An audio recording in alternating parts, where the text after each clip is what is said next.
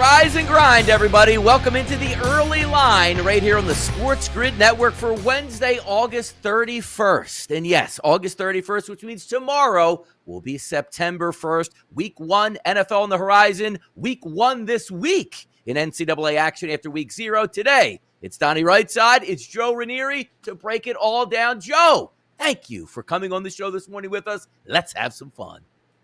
I cannot wait. It is a beautiful time of year, Donnie. Like you said, September is almost upon us, and that can only mean one thing.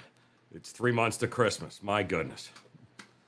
Yeah, and I got to tell you, like in my neck of the woods here, pretty soon pumpkin spice, hoodies, sweatpants in your neck of the woods stays the same. Shorts, T-shirts, sunglasses, and beaches out there. But talking about beaches and having some fun, we'll get to that here. You know who's having some fun on the diamond in the 7-7 here, Joe? That is Aaron Judge. Hits his 51st home run yesterday in Los Angeles, and the Yankees pick up a win. Yep, no, they do.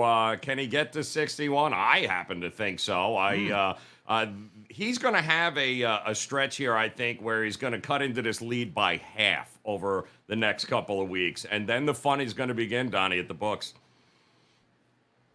It certainly is going to get fun in the books. How about minus 1450 at the FanDuel Sportsbook for an MVP bet on one Aaron Judge? So certainly taking care of business. Now, yesterday, Joe, big day in the NFL. Why? It was cut down day. The Dallas Cowboys said, hey, you know what, Dak? You're in the quarterback room alone, at least for a few hours, as they cut Will Grier, Cooper Rush. So considering they'll probably bring at least one of those guys back practice squad or make them the backup quarterback. But cut down day in the NFL, Joe, always in anticipation of what's going to take place next. I heard, in fact, they extended an invite to you to be the backup quarterback at this point. Yes, I heard that it was you. Or maybe it was Walsh. Maybe that's why he's not here. That could be as well. But don't they have to clear waivers, Donnie? So how confident are they nobody else wants any of these quarterbacks they just cut? I guess pretty confident. Yeah, I guess it's one of those handshake agreements too. Like, hey, we're going to cut you, but we're going to bring you back here. And by the way, guys, who else is going to want you at this point? Now, don't put it past Ben DiNucci returning back to the squad here. And by the way, you picked it up. Me or Ben DiNucci, about the same player right about this time, even though we have that age gap difference here. Let's also talk about the U.S. Open in tennis here, Joe, this morning. How about this? Osaka and Raducanu are already out in round one. Mm-hmm. Yeah, Osaka, this is now what, the second major that, see you in the first round there. Thanks for participating. So not a great run for the current and or newly former champions, but there's an old dog on the prowl there in New York, isn't there? Yes, there is. And by the way, it's not Venus. It actually is Serena who's going to take center stage tonight. And how about this? A nice plus 205 wager on a moneyline bet if you think Serena is going to advance over Annette Kontaveit. Do we think Serena is advancing? Because I know the networks want that to happen, Joe. Oh, yes, they do. And going up against the number 2, I believe, ranked player there. So I'm not, I'd be careful here. It seems like she's more interested in what's happening post-career than actually winning some tennis here. But hey, enjoy it while you can. That is a legend at center court there, Donnie. And by the way, leaving a little door cracked open in that press conference the other night, saying, "Now look, I am going to retire, but you never know at this point." Maybe pulling a little Brett Favre. I'll let you know when I'm retired, when I actually leave this game. Let's welcome in the radio audience. It is Wednesday morning right here on the Sports Grid Network, Sirius XM channel 159, the early line. It's Donnie Rightside, Joe Ranieri. We got you for the next 2 hours, hanging around with some 7-in-7 topics here. And talking about hanging around, not so much here for Cam Smith as he is leaving for the Live Golf Tour, and I'm sure a big check will accompany that, Joe. Oh, I'm quite sure the check is big. And I'll say it again, Donnie, I've said it for a while now. This did not have to go down like this. This was the PGA Tour being reactive instead of proactive. Everybody could have played golf around the world and, sang Kumbaya, but instead they drew a line in the sand, and I guess we're seeing how that ultimatum worked with the players, aren't we? Exactly. Money rules the world. Pay me a lot, I'll take a look at your services, and that's certainly what Cam Smith, by the way, number 2 golfer in the world, so a big get for Live Golf. How about this? Fernando Tatis surgery postponed. He's got all the time in the world, though, Joe. Missing a week or two here to try to push it back for strep throat and a fever. It happens. But boy, oh boy, what a whirlwind one-year tour here for Fernando Tatis. I have no strep throat. I mean, could this somebody light some sage with this kid or something, man? My goodness, he is a mess right now. And and thank goodness he's still 18? It feels like, but it's unbelievable. At some point, hopefully they'll get him back healthy, off suspension, and the Padres can utilize him in that lineup. Yeah, apologizing profusely. Was it the ringworm? Was it the haircut? Was it the clipper blades being dirty? We'll never know, but certainly surgery is delayed. How about even before the season started on that mini lockout where he crashed his motorcycle, broke his wrist, and was unable to get surgery for months? Never stops. The world never stops turning with Fernando Tatis. But how about this? No Timmy Trumpet out there yesterday at the Mets game.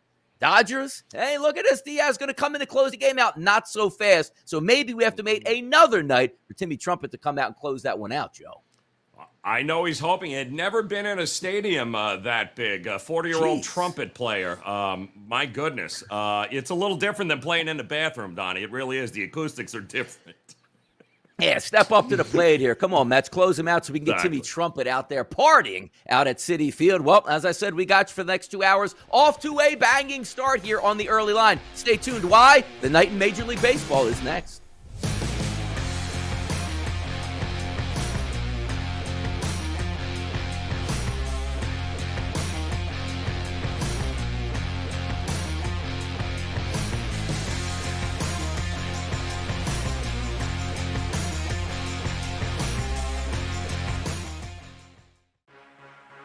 Sports Grid, your 24/7 sports wagering network.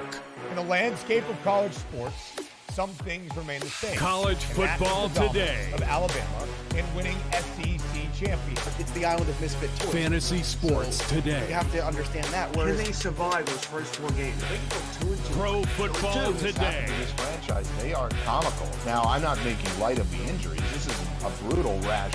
In-game live, all access. You can take the money line. FanDuel Sportsbook, if you shop around, you can get it at 133.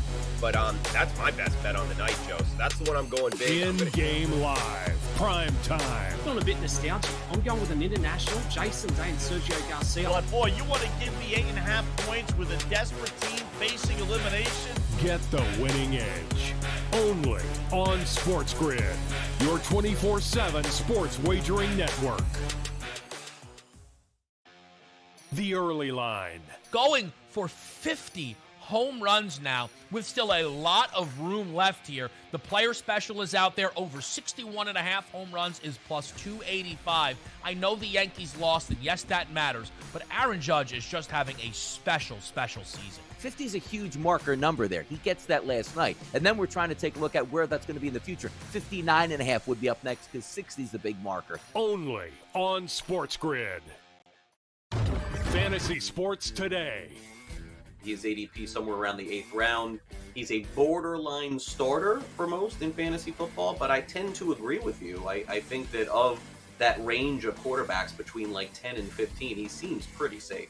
He does seem pretty safe, and you also know that you're going to have some good spike weeks with him. You know, when Van Jefferson scores one of those long touchdowns, the 3-touchdown Cooper Kupp games. The Sports Grid Network. Sports Professor Rick Horrow inside the $1.3 trillion business of sports with your daily numbers game. We're here at the USTA Tennis Center for the beginning of the U.S. Open, but right now, let's talk gambling, California style. $357 million is being invested in gambling referendums. Prop 26 on the ballot allows for gaming at Indian casinos and their designees.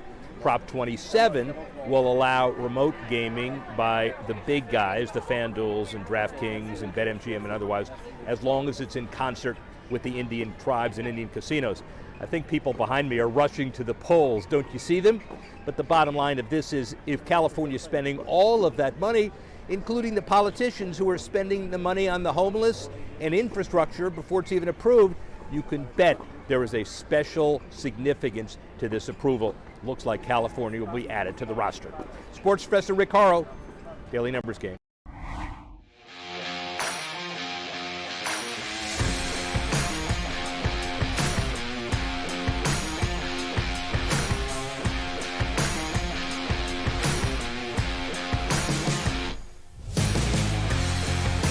right back at it here on the early line. It's Joe and Donnie in the morning on a glorious Wednesday morning, and we're going to preview what happened out yesterday on the Diamond. Now, as we started the show with our 7 and 7 topics, I guess the lead story, and rightfully so, is Aaron Judge's assault, possibly on the record books, at least the Yankee record books. He launches his 51st home run into the seats last night in Los Angeles with a 7-4 win over the Angels. Now, I don't know what's the bigger sigh of relief. Judge continues to hit home runs, where the Yankees actually beating a bottom feeder type team like the Angels after struggling the past few nights on teams they should load up against. The lead, Joe, in the AL East is now 7 games. Obviously seems insurmountable throughout the month of September, but the question here for us is Aaron Judge and the Yankees moving forward.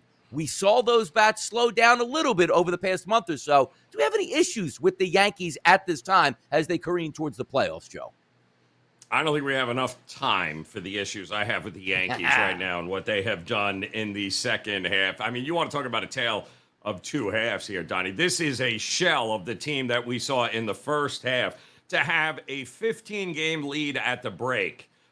They are just lucky that the Blue Jays have absolutely fumbled and have no clue as to what they're doing, because if they have had half the second half, we'd be looking at least a tied lead in the American League East. The Yankees have thrown that door wide open, and they're giving Toronto, they're giving Tampa every opportunity to run right through it. So let's hope they put it together here before it's too late and finish the job that they started here back in April. Yeah, it's one of those also where you thought they were going to run and hide, and quite frankly, they still may be able to do that, win this division by 10 games plus, but I think you hit the nail on the head.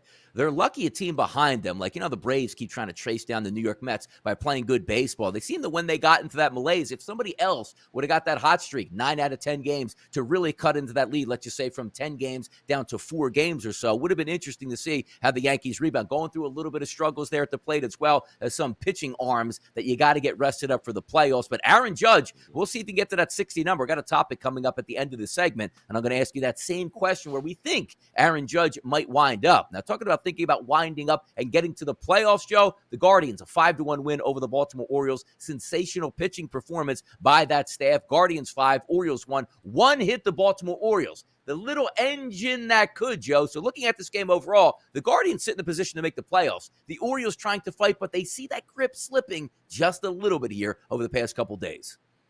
Listen, the Orioles can do no wrong in my book. The amount of money I have made betting the Orioles this year, I don't care what they call mi casa su casa, Orioles. Anytime you want, come on down. We'll hang out. You guys have been printing money this year. It may be a little bit too little, too late, but the future looks quite bright for the Baltimore Orioles moving forward.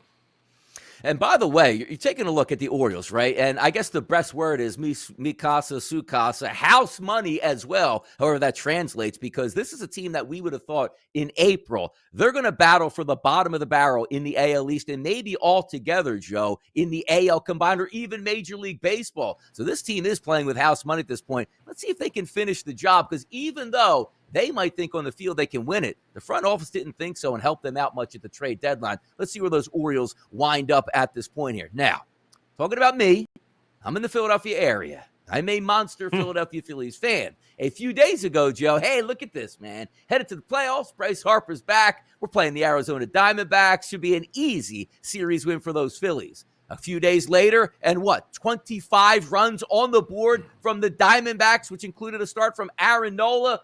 I'm not saying, Joe, I'm worried, but I'm saying I'm worried, Joe. Yeah, and you need to be worried because they've been outscored 25-3 now, Donnie, in the last 2 games. It has been disgusting. And to think I had Arizona and Bumgarner in the first 5 the other night, I'd rather be lucky than good, my friend, because they are the gift that keeps giving. And you thought Gallen and Nola was going to be some sort of great pitching matchup last night, but what we ended up getting was pure domination. Nola didn't have it, Gallen did, and once again, the Phillies struggling against teams they probably should not be struggling against, and that bullpen, Donnie, my goodness. Can anybody step up? Anybody. I don't care who it is. Somebody step up and get the job done and support these starting pitchers, because it's getting ugly in Philly, man. It's one of those things, Joe, where everybody's been to a major league ballpark and you sort of walk around. You got the cotton candy, you got the hot dogs, you got the burgers, you got the beers. And then there's that one little booth, Joe, that's like, hey, how fast do you pitch? Come over here and test. Where the Phillies might have actual scouts at the ballpark saying, ooh, this guy's got an 82-mile-an-hour fastball. Let's put him in. And yes, I actually had, Joe, the night before, sitting pretty. Run line.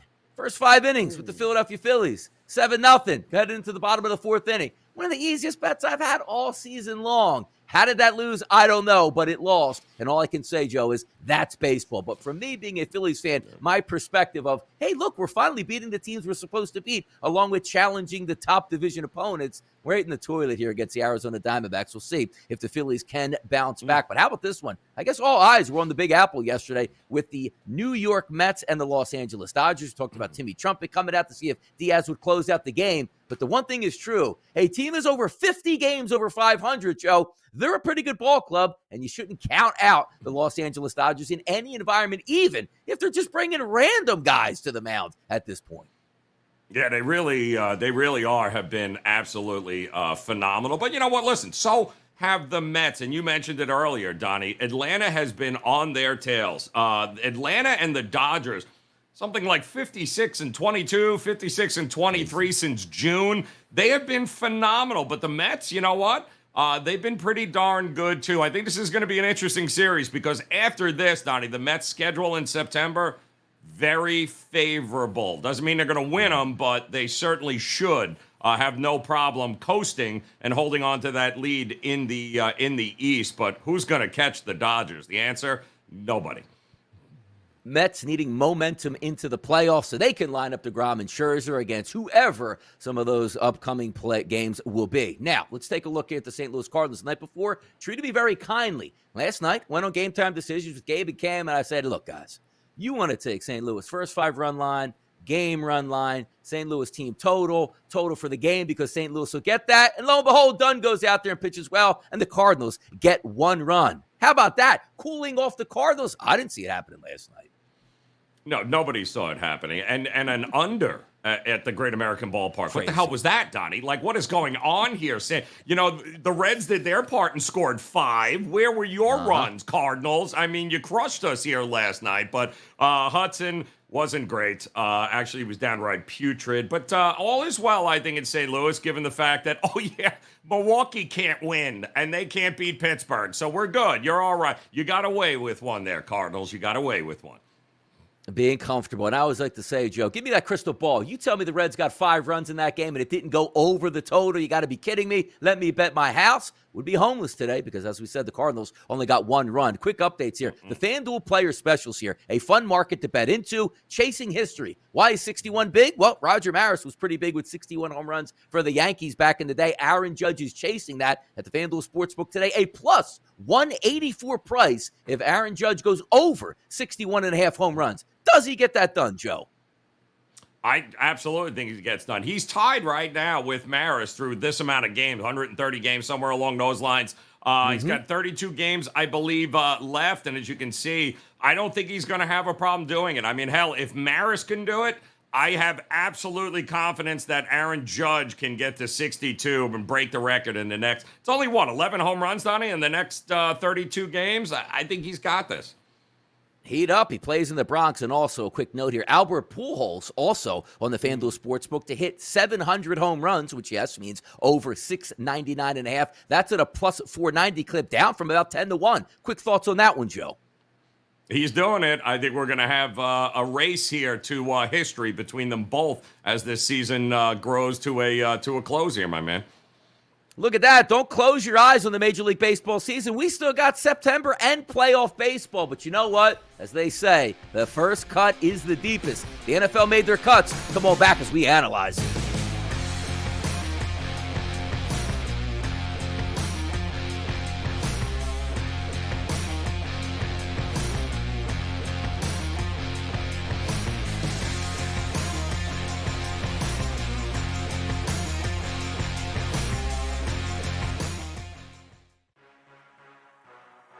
Sports Grid, your 24/7 sports wagering network.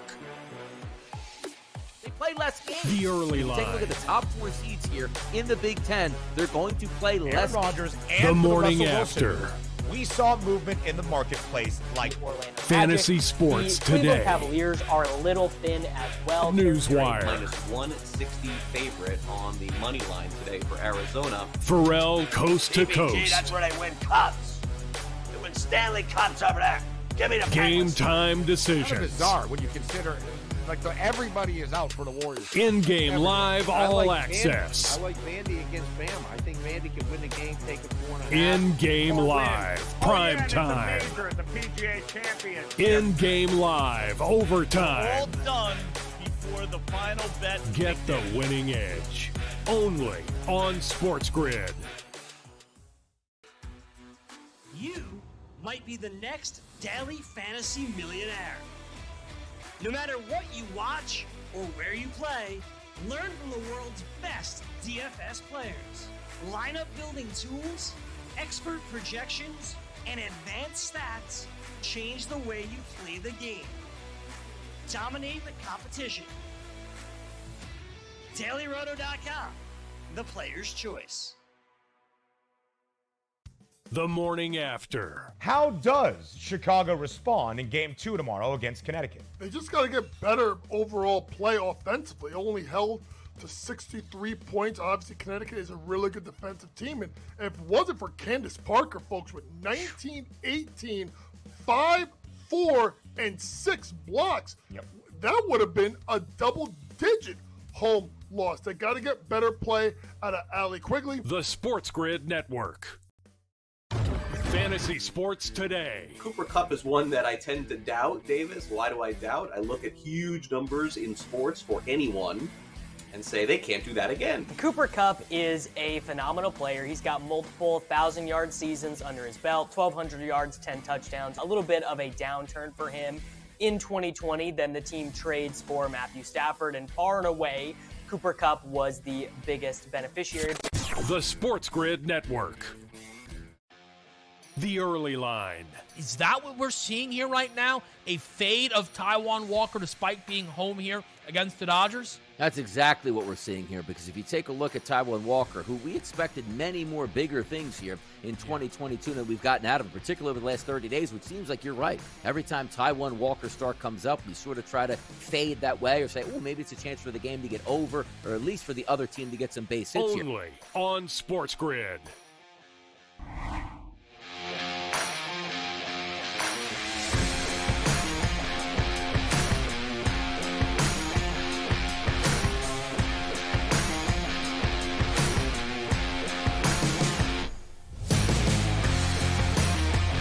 Rolling through hour number 1 right here on the early line. It's Joe Ranieri, Donnie right side here, bringing that heat, and it's time to talk a little bit of NFL action. Now, we didn't have any games yesterday, Joe, but we certainly had some action off the field as rosters were trimmed from 80 down to 53. So looking at some of these cuts across the National Football League, we always try to look at the names and who got cut and maybe an impact for another team. It wasn't as eventful as maybe it would be in the past, but we did get a big name out of Kansas City, which was Josh Gordon.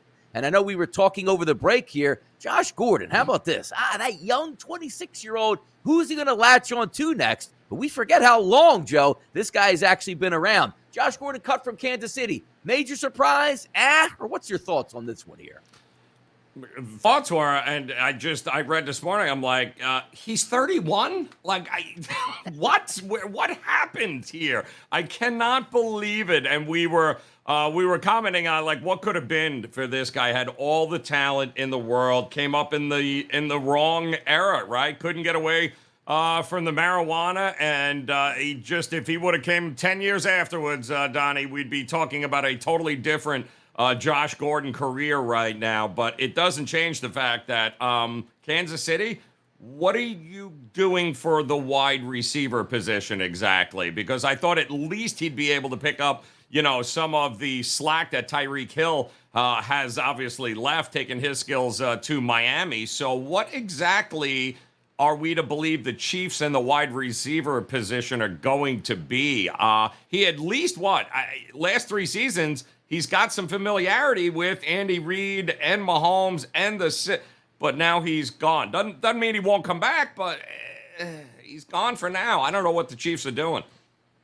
I think you bring up a good point on that, too, because you lose Tyreek Hill. It's not as if Josh Gordon's going to come to like, hey, he's part of the reason why we got rid of Tyreek Hill because we think he's going to step up. But you're right. He's been in that organization. He's been with Andy Reid. He knows the offense. There clearly is a hole at wide receiver. And not to say, again, that he would fill in for Tyreek Hill and they wouldn't miss a beat. But if you take a look at Valdez-Scantling, Smith-Schuster, and also Hardman as the starting wide receivers, now keep in mind, they did change some of the rules in the NFL over the past year to year and a half on the practice squad requirements. It used to be, I believe you had to be in the league for 3 years or less to be a practice squad member. Then after that, you were no longer eligible for the practice squad. But now it allows veterans on there. We'll see if he comes back. And by the way, I saw this, Joe. Good work if you can get it. Practice squad guys, veterans, about $15K a week for practice. I'll practice for $15K a week, Joe.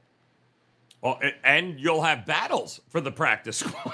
you're going to have quite the competition for some veterans trying to get onto those jobs. So you're right, not a bad situation. But again, it's going to be interesting how some of these teams, like the Cowboys we talked about earlier, who lands on a practice squad, who doesn't, who's still available to them. A lot of maneuvering going on in the NFL.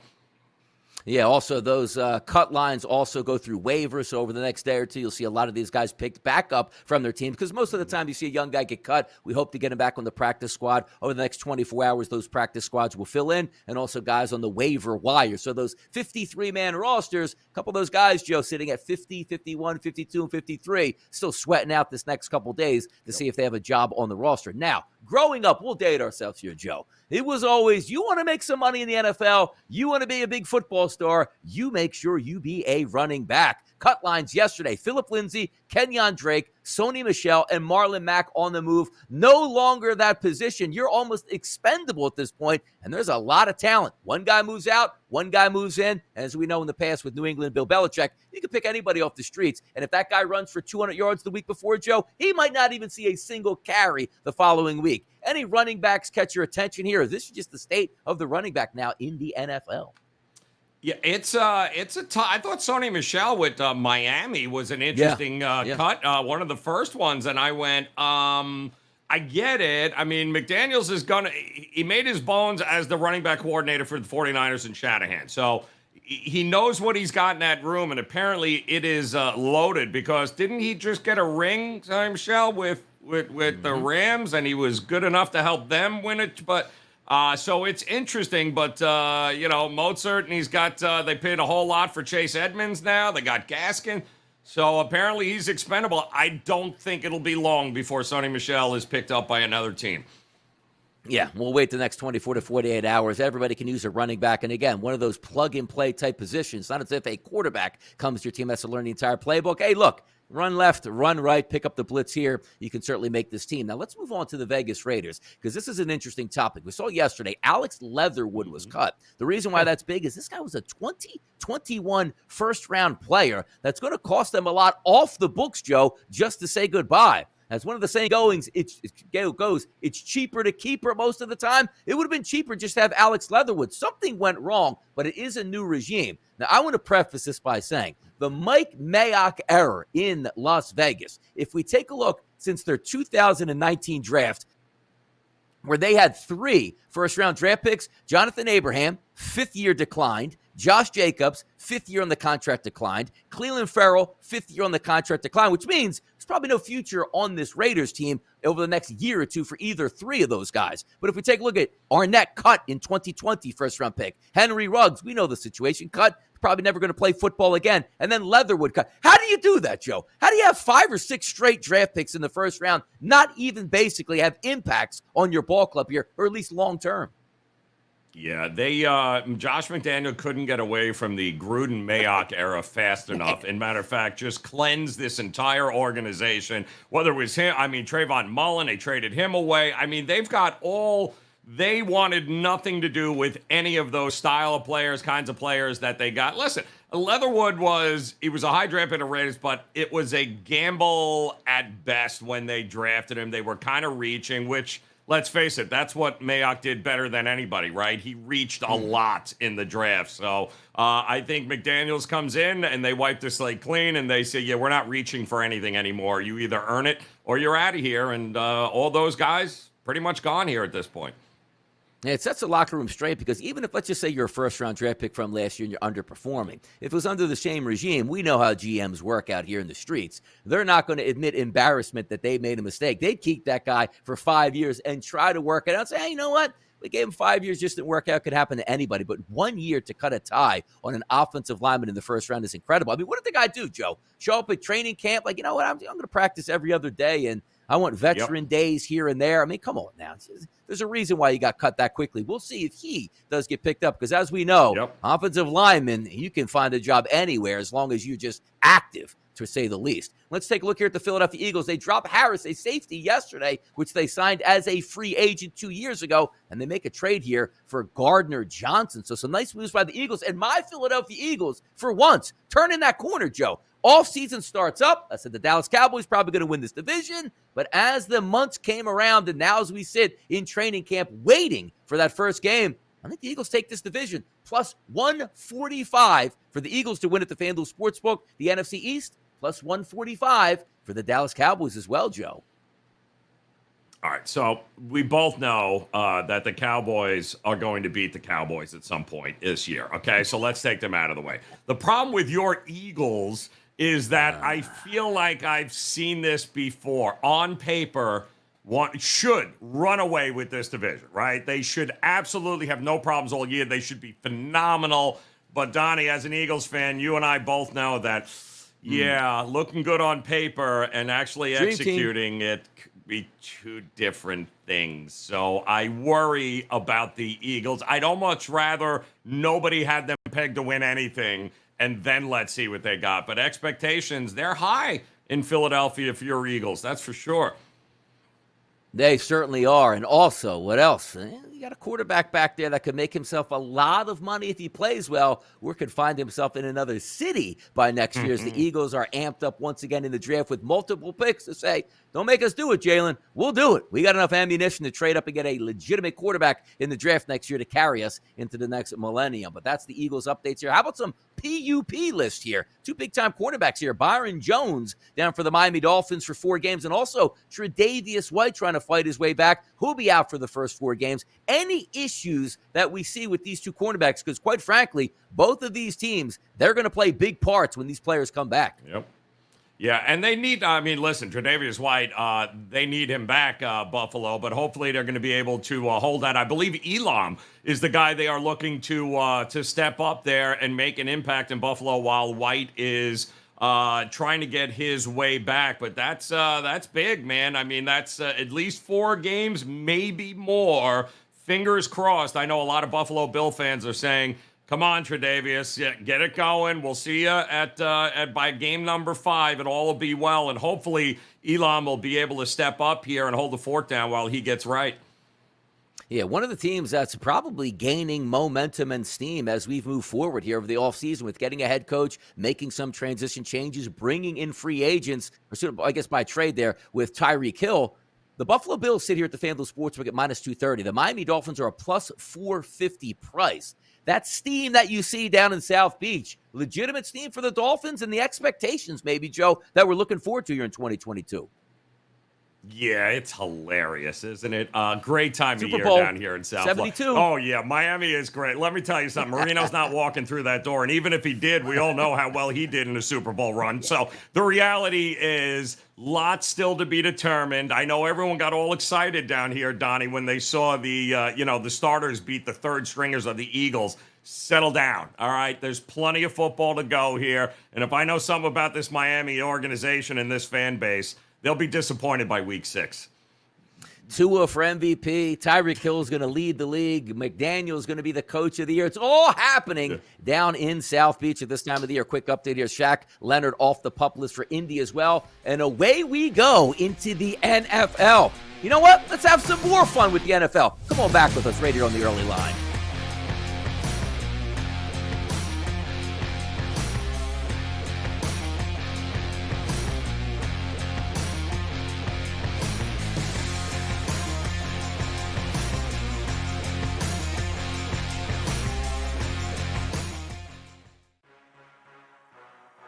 Sports Grid, your 24/7 sports wagering network. They play less games. The early Take a look line. at the top 4 seeds here in the Big Ten. They're going to play Aaron less. Rodgers and The for morning Russell Wilson, after.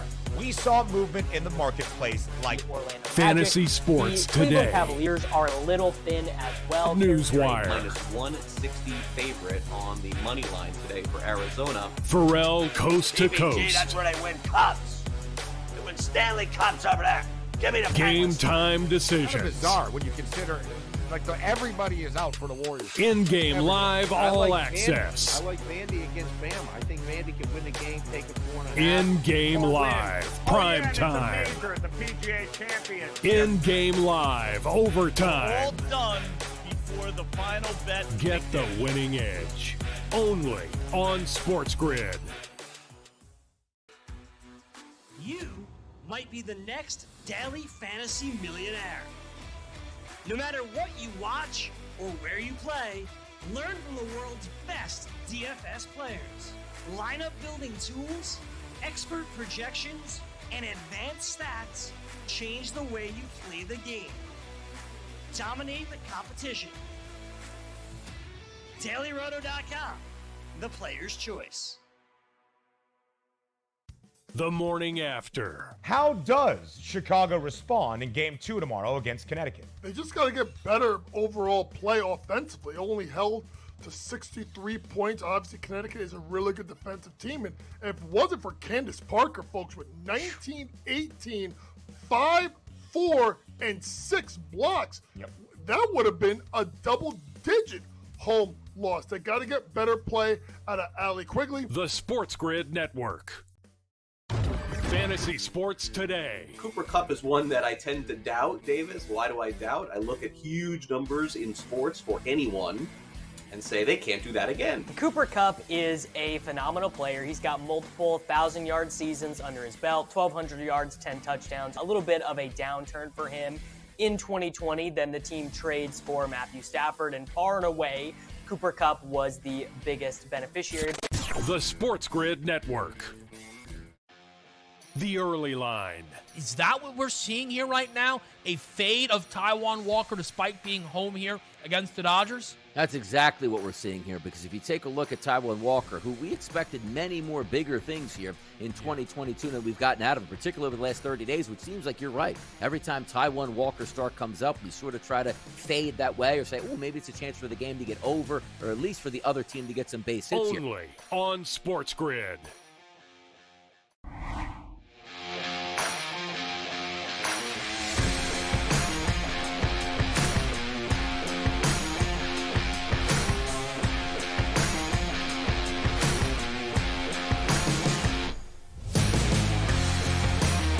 Welcome back into the early line. It's Donnie Rightside here along with Joe Ranieri on a Wednesday morning on the Sports Grid Network, Sirius XM Channel 159. Thanks for joining us this morning. And we're going to play a little guessing game here. So a little game show atmosphere, Joe.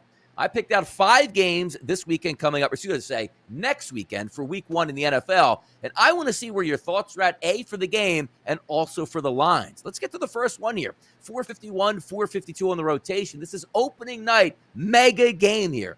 World champion Los Angeles Rams taking on the Buffalo Bills. We see the FanDuel Sportsbook open this line at a -1 price, which now sits at 2.5. My first question for you, Joe Ranieri. Where does this line end up? -3 or higher? Is it lower? What are your thoughts on the Buffalo Bills being favored against those world champion Rams? Yeah, well, I mean, the market has spoken early and often, apparently, driving this thing up to about 2.5 from that opening number of 1. And I don't think it's going to get to 3. Because we both know what happens if that goes there, Donnie. We know the money; it's going to come right back down to 2.5. So I think 2.5 is probably where we end up. I don't know that the Rams backers they're waiting or hoping it goes to 3. I just don't see it will. I know there's a ton of question marks around Stafford, that elbow, is it good, is it not? Super Bowl hangover. I mean, and also a ridiculously tough schedule here this year for the Rams. So it's going to be a heck of a start. But I think that number lands right where it is right now, 2.5. I don't see it going up or down by the time we get to kickoff next Thursday. Yeah, the Rams hit the pinnacle last year, as we all know, winning the Super Bowl in epic fashion, end of that game. But we take a look at the Buffalo Bills, who aspire to win a championship, and many, including myself, think this could be the year, which means you got to win every game you can because there's only one bye week in the NFL, and that is for the top seed if they make it into the playoffs. The Bills want to be home at Orchard Park here throughout, playing in that cold, nasty weather with the Buffalo Bills Mafia in the background. They don't want to be on the road, so I do think this is a big game. But your thoughts, Joe, initially, when you see the Buffalo Bills favored on the road against the Super Bowl champion, was that a surprise to you? You just factored in and say, you know what? Buffalo's the better team. They should be favored in this spot here. Buffalo is the better team and should be favored in this spot. And listen, if we're going to take the Bills seriously, right, if they have learned anything over the last couple of years in the disappointments, they have to show up for this game and prove they are a different. It's different this year for the Buffalo Bills. Now, granted, they've actually, oddly enough, Donnie, they've been better on the road than they have actually been at home in Orchard Park. So under the bright lights, all eyes on them. Josh Allen, now is the time. Buffalo, now is the time. And if it comes down to quarterback play, who do I trust more, Josh Allen or Stafford at this point? I'm going to go Josh Allen here, and I think they're out to prove a point. We're going to learn a little bit about them to start this season, but the Rams, I think they're going to be about a 500 team this year, so I do think the market got it right. The Bills are the better team here, and they're going to show it on Thursday.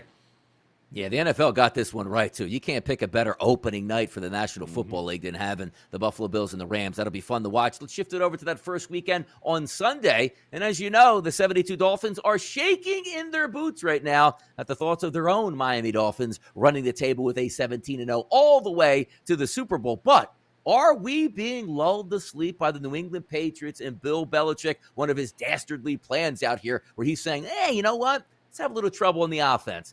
Mac Jones not playing so well. This is exactly what we don't want the Dolphins to think. So my question to you, Joe Ranieri, looking at right now the FanDuel Sportsbook, I'm seeing a line of a -2.5 at a -132. So let's just say it's roughly 3. Is this line going to close 3 higher or lower? And also, are we being lulled to sleep by the genius Bill Belichick with a bad offensive preseason for the Patriots?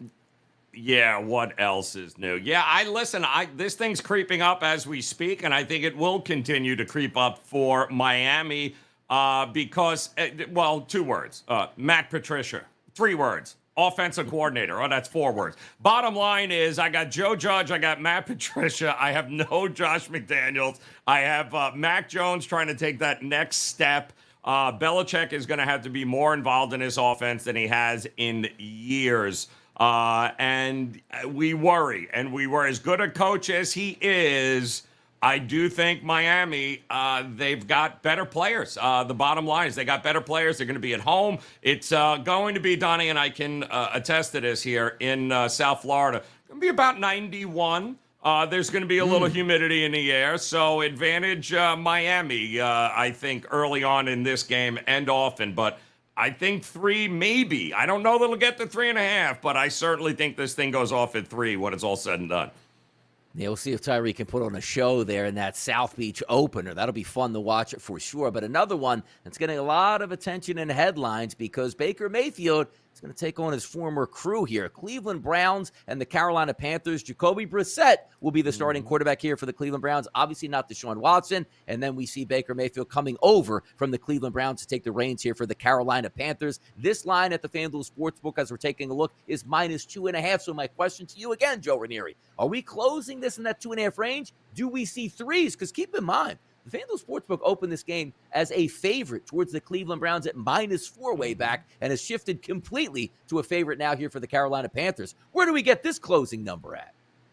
Yeah, I think this too at some point is going to hit the 3 mark here, Donnie. There's just no love anywhere in the marketplace for Cleveland here at this point. And you know what? blame the NFL, blame Cleveland. So much uncertainty to this point in the, we're getting ready for game one, and we just learned recently what their quarterback situation is. They got some talent.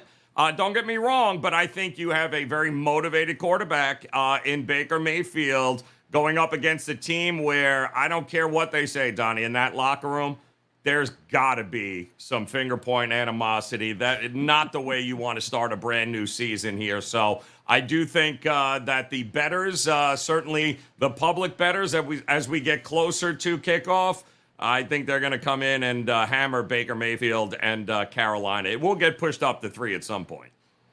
Yeah, for me, if I'm playing the Carolina Panthers, Joe, I want to play them like week 4, 5, and 6. Why? Because Christian McCaffrey probably won't be there at that point, or at least a little bit banged Good up. point. You're going to get what appears to be a healthy Christian McCaffrey right out of the gate. They make the move from the Jacksonville Jaguars for Laviska Shenault. You got weapons for Baker Mayfield, and he's going to be certainly fired up for that game. We'll see how it plays out. But the NFL, usually we'll look at that game and say, come on, man, Cleveland, Carolina, what's going on there? Now you actually have a little bit of juice in that game. We'll see it play out in real time. How about this game? Kansas City and Arizona, 2 young quarterbacks with big-time paychecks at this point. Now that Kyler Murray has stepped up into that level of multi-millionaire here for him. Mahomes and Murray, 471, 472 on the rotation. This game is listed at 3.5 right now towards the Kansas City Chiefs. One of those off seasons where outside of Tyreek Hill being moved, we haven't heard much there. We're still anticipating a very good season for the Chiefs as they are the favorite to win the division at the FanDuel Sportsbook. So again, my question here, where does this line shift? Do we go down to 3 here for the Kansas City Chiefs? Do we get more respect here for the Cardinals? Or is this one you say, you know what, Kansas City's the better football team? They'll show it on that Sunday. I hope this doesn't go down, Donnie, because I think this is your dog of the of week number 1. I like to back. it. Okay. Listen, if it's one thing that we've come to learn about Arizona is you bet Cliff Kingsbury and Murray early in the season. You don't bet them late in the season. They come out of the gate, they come firing. They're home. They're a home dog. They're getting more than a field goal. I think the hype around, it's fine, it's Andy Reid, it's Mahomes, I'm not so sure. And by the way, it usually takes Spags in that defense at least till week 8 to figure it out in Kansas City. Murray is healthy, which is going to be a key to their success this year. They do have some losses, obviously, on both sides of the ball, Arizona. But I think at minus 3.5 here, I hope it stays right where it is because I do think this has got upset written all over it in week 1. It's right. With Kyler Murray, you say, hey, he's engaged. He's studying hard, Joe, early parts of the season, and maybe late in the year dips out for a little bit more Madden as opposed to studying his playbook for the upcoming weeks. That should be a good one. And also, how about this one? Sunday Night Football, opening weekend of the NFL season. You're getting Tom Brady and Dak Prescott. That is the Buccaneers and the Cowboys. You saw them open up last year, and Dak and the Cowboys almost stole the show on the night that Tom Brady and the Buccaneers got their rings. This one showed up, or opened up, I should say, at a minus 2.5 point favorite here for the Tampa Bay Buccaneers at the FanDuel Sportsbook. We're down to 1.5. This just seems like the average bettor scrolls through that odd sheet and says, wait a second. Brady basically just has to win this game against the Dallas Cowboys. Sign me up. Joe, where is this line closing at? 1.5 pick'em range? Or we might see 3 by game time. Help me out on this one. The Cowboy faithful are coming, people. They are coming, and the bets and the money will come rolling in before kickoff. As they try to figure out what's going on with Tom Brady's face, they'll be at the window trying to figure out exactly how much money they can bet on Dallas upending them at home, mind you, in week 1. I don't care if they don't have any quarterbacks on the roster. That Cowboy money will come pouring in. This could very well be close to a pick'em by the time kickoff comes there, Donnie. Yeah, Jerry World's certainly going to be jumping for that one. Now, you look at this and you say to yourself, if I'm getting, Joe, a completely healthy and focused Tampa Bay Buccaneers team, you think it would be, I don't want to say an easy victory because it's never easy in the NFL, but the Buccaneers should be able to handle their business. Tom Brady being away for roughly 2 weeks, I don't know, 10, 11, 12 days, whatever it was, coming back, taking the podium. Looked a little bit different at that point, but also not the old Tom Brady up here. Hey, you know what? I was worried about this and that. That doesn't seem like a focused Brady, but also Mike Evans' hamstring injury already creeping up. Godwin's not going to be there. The offensive line could be on the brink of one more injury in shambles. Are we worried this season about the Tampa Bay Buccaneers overall, Joe? They better be. Tampa Bay is probably worried about this year. And I love me as a Jet guy. You know that. I love me some Todd Bowles. But, yeah, I know how this goes. I've seen this movie before. And, yeah, there's too many question marks with Tampa. And while everyone's handing them that division, I'm not sleeping on New Orleans, who brings back their entire top 5 defense this year with Dennis Allen at the helm. And, oh, yeah, Jameis Winston and company there, Andy Dalton, a lot of experience under center. I think New Orleans being slept on, and be careful, Tampa. They're coming for you here this year. Should be a fun ride to fade Tom Brady again. Yeah, also, a nice little bit of information, too, for New Orleans. Obviously, you want Jameis Winston back and healthy. I do think he could do some big things. Not a huge regime change, even with moving on from Sean Payton, because everybody stayed behind. Defensive coordinator, offensive coordinator. But the thing I think benefits them the most is Alvin Kamara. He's going to start the season, Joe. He's not going to miss the first 6 games as anticipated, as his court date was pushed back to after the season. So you're going to get a really talented football team. And also, Thomas at wide receiver, if he gives you something this year, that's a pretty good wide receiving core. So there are a lot of eyes shining down on New Orleans here, but also take a look at the Tampa Bay Buccaneers. It hasn't been a great offseason overall for them. When you take a look at their head coach seemingly getting pushed into a front office position, Todd Bowles being the head coach, Tom Brady wanted to own the Miami Dolphins, be a part owner of the Dolphins, and be their quarterback, and bring Sean Payton into town, and he retired, and he came back, and he took vacation. My goodness, Tampa Bay. A lot of question marks going on. But there's one question mark I want to solve here coming up next with Joe. Who is going to be the MVP of the NFL? Come on back.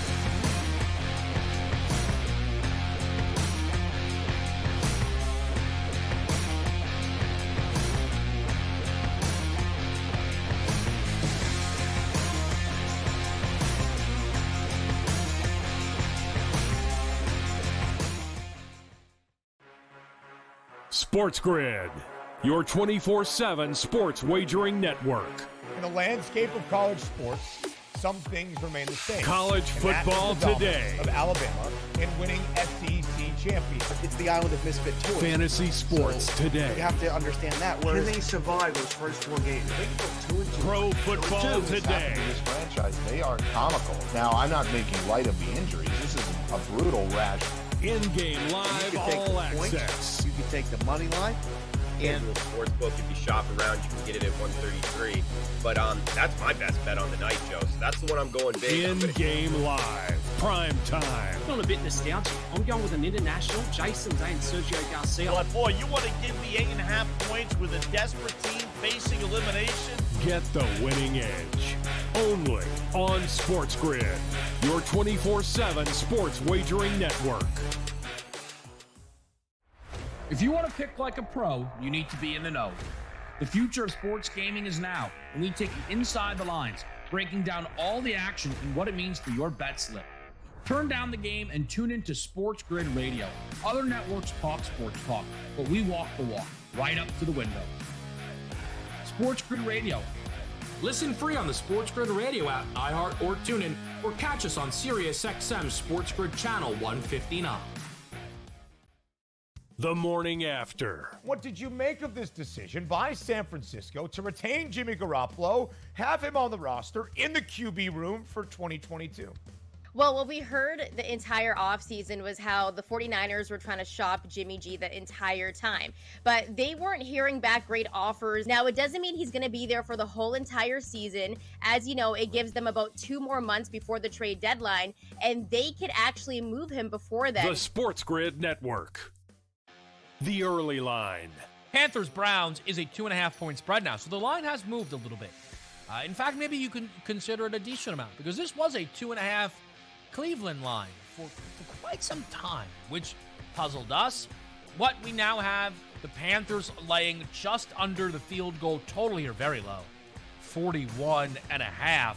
There's a lot to dissect on what the actual Carolina Panthers are going to be. Only on Sports Grid.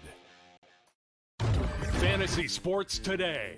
Cam Akers was one of the bigger stories of last year, returning very early from an ACL injury, and you know what a really great story it was. But unfortunately, didn't look very good when he came back. Now a lot can be attributed to that, and I guess that's why we'll do a deeper dive here.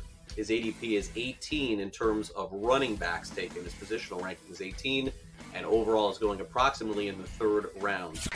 The Sports Grid Network.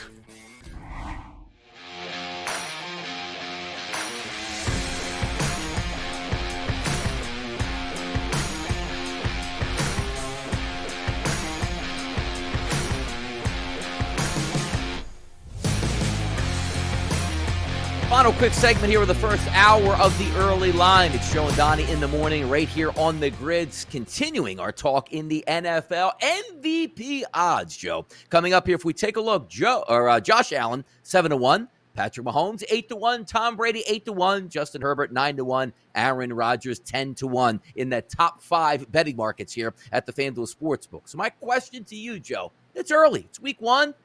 We're not going to hold you to this. Give me an opinion on you think has the moxie to take down MVP in 2022. It's interesting because the problem is on that list there is you got a couple of guys there in the AFC West that are probably going to beat each other up here to the point. So that leaves us with either old faithful Tom Brady there or Josh Allen. And if we are to believe, and I think it's correlated, if we are to believe that this is the year Buffalo takes that step and Buffalo wins not only the AFC East, but wins the AFC and represents in the Super Bowl, your MVP is right in front of you. It's going to be Josh Allen, make no mistake about it. So I have no problem at that price investing a little bit here in Josh Allen to get it done, because that's going to correlate to my AFC East winner as well as my AFC champion with the Buffalo Bills. There you go. Everybody's on that Bills bandwagon, and rightfully so. I do think as well that this is the Buffalo Bills' year to take that next step. Not to say we definitely win a championship being the Buffalo Bills, but I think they have enough moxie to take down that top seed here, which, again, keep in mind, when you're betting on the MVP, so many people, hey, when he struggled in the playoffs, who cares? It's 18 weeks through 17 games they vote, and it is. So if Josh Allen plays week 1 after a bye week at home in the playoffs and suffers a loss, it doesn't matter. The MVP is already wrapped up. Aaron Rodgers, any chance for you, Joe Ranieri, at 10-1, a three-peat as an MVP? There's always a chance with Aaron Rodgers. So I would not sleep on it at all. The price is right. Crazier things have happened here, Donnie, but give me a little Aaron Rodgers. Don't doubt the man at 80 years old. Don't doubt Aaron Rodgers. Hour number 2 coming up right here on the early line. It's Joe and Donnie. Come on back with us.